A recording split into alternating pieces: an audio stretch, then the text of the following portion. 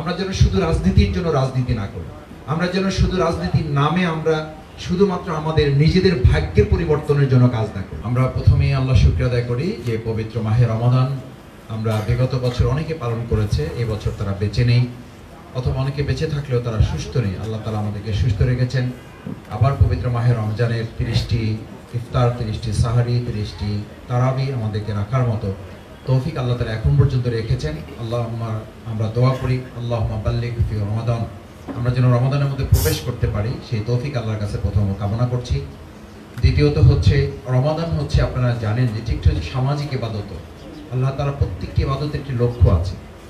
এই ইবাদতের মধ্য দিয়ে আল্লাহ তাআলা যাদেরকে দুনিয়ার দৃষ্টিতে নেয়ামতের অধিকারী করেছেন, তারা যেন উপলব্ধি করতে পারে যে যারা অর্থনৈতিকভাবে দুনিয়ার দৃষ্টিতে কিছুটা কষ্টের মধ্যে জীবন যাপন করেন, না খাওয়ার কষ্ট, না পাওয়ার কষ্ট, তারপরে পানীয়ের কষ্ট, খাবারের কষ্টটা কতটা কঠিন বা এটা কতটা যন্ত্রণা দেয় মানুষকে।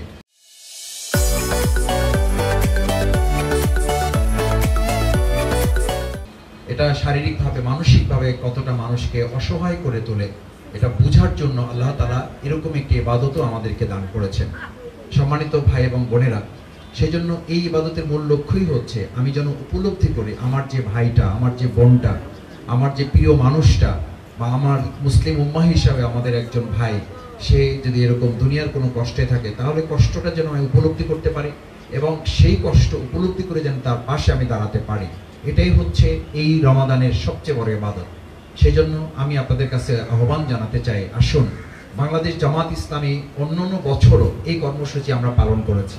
আলহামদুলিল্লাহ এবছর আমরা কিছুটা উন্মুক্ত পরিবেশে পালন করতে পেরেছি, সেটা একান্তই আল্লাহ তাআলার নিয়ামত এবং তার মেহেরবানি। আমরা আশা করব যে আমাদের বাংলাদেশের বিভিন্ন বিত্তশালী মানুষের আছে, সম্পদশালী মানুষের আছে, তারাও যেন আমাদের এই কিছুটা দুনিয়ার দৃষ্টিতে আল্লাহ তাআলা যাদেরকে পরীক্ষার মধ্যে রেখেছেন তাদের পাশে যেন তারা দাঁড়ান। আমরা যেন শুধু রাজনীতির জন্য রাজনীতি না করি, আমরা যেন শুধু রাজনীতির নামে আমরা শুধুমাত্র আমাদের নিজেদের ভাগ্যের পরিবর্তনের জন্য কাজ না করি, শুধু আমরা ভালো থাকা এই চিন্তাটা থেকে যেন আমরা রাজনৈতিক সংস্কৃতিতে আমরা বেরিয়ে আসতে পারি।